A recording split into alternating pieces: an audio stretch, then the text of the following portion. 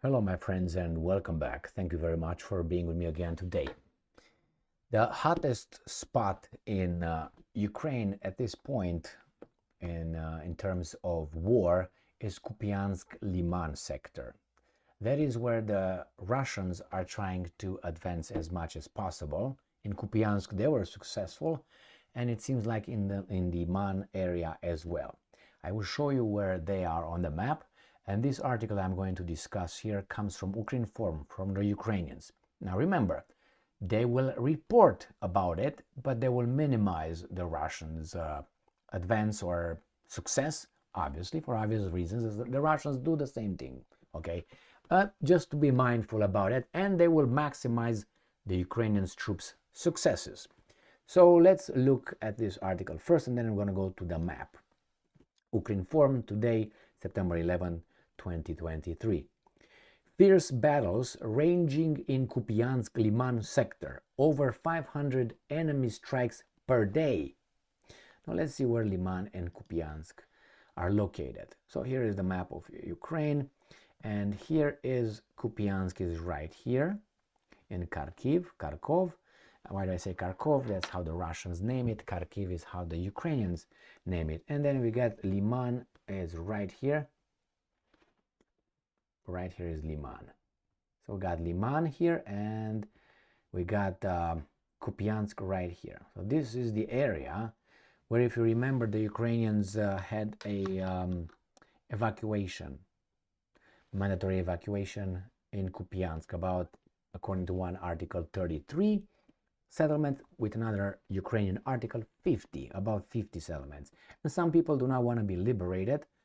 Therefore, they stay here and wait for the occupiers to show up, because not many of the people who were told to evacuate, they said, well, we're going to wait for the Russians, we're not going to leave. I'm just making it that way. I didn't say that, but you know, it's kind of strange.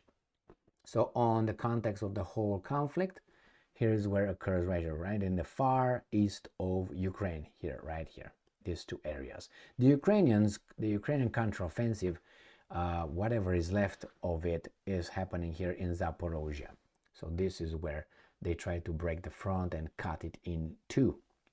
So let's go back to the article.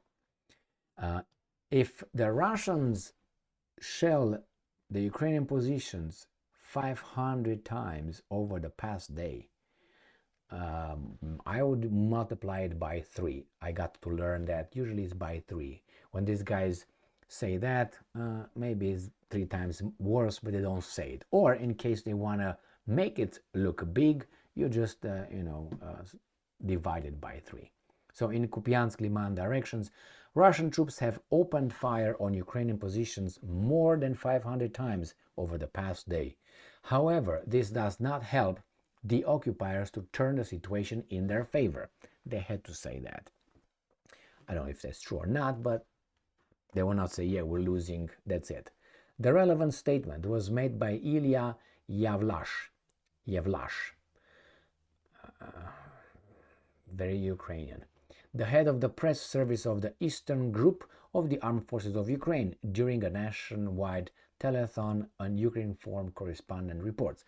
According to Yevlash, Russians are bringing up reserves there and forming the new units from the remnants of those defeated by Ukraine defense forces.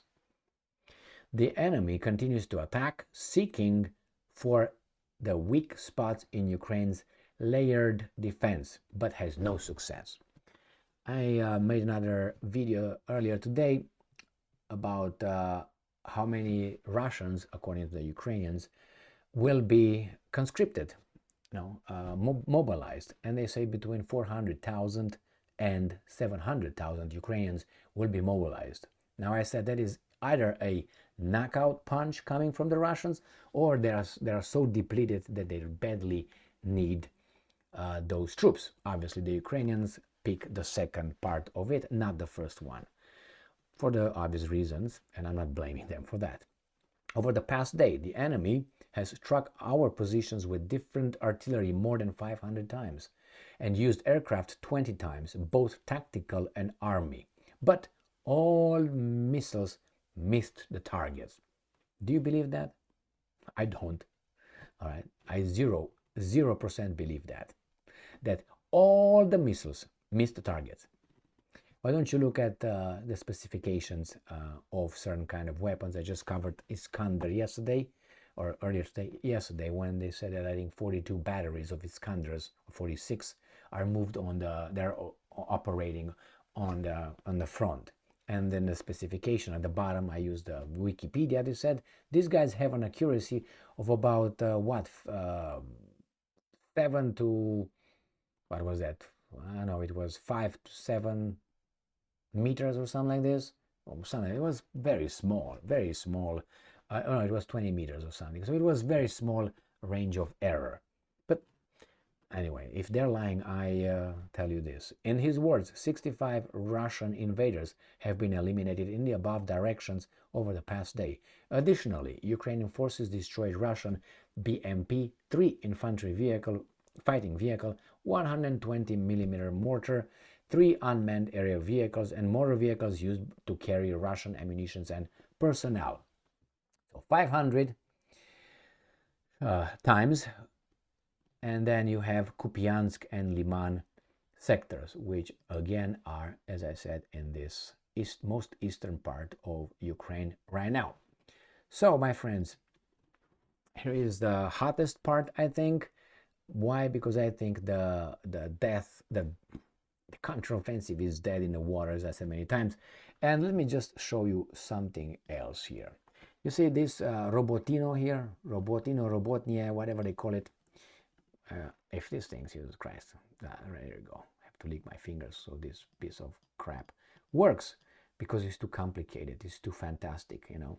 I have a mouse that is retarded.